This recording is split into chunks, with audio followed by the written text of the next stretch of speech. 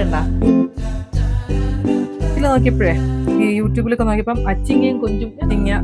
പക്ഷെ അച്ചിങ്ങ ഞാൻ കൂടുതലാണ് പറഞ്ഞത്. കാരണം അച്ചിങ്ങ കൊഞ്ച് ഉപ്പ് അല്ലെങ്കിൽ നീ വീണ്ടും ഇടപ്പം എടുക്കുമ്പോഴേ നിനക്ക് എരിവ് വേണ്ടടാ.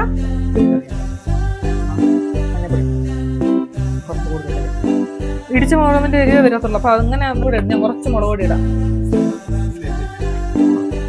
ഇച്ചിരി മുളക് പൊടി എടുത്താ നീ കുറച്ച് എരിവാണ്. ഇച്ചിരി മുളക് പൊടി ഇടാം. വേകുന്ന സമയത്ത് നമുക്ക് കുറച്ച് സാധനങ്ങൾ ഇടിക്കാനൊക്കെ ഉണ്ട്. ആ സമയത്ത് ഇടിക്കണേന്ന് പറഞ്ഞാൽ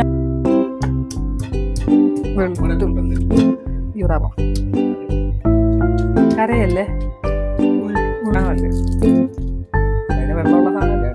ഉള്ളിയും വെളുത്തുള്ളിയും അച്ചിങ്ങയും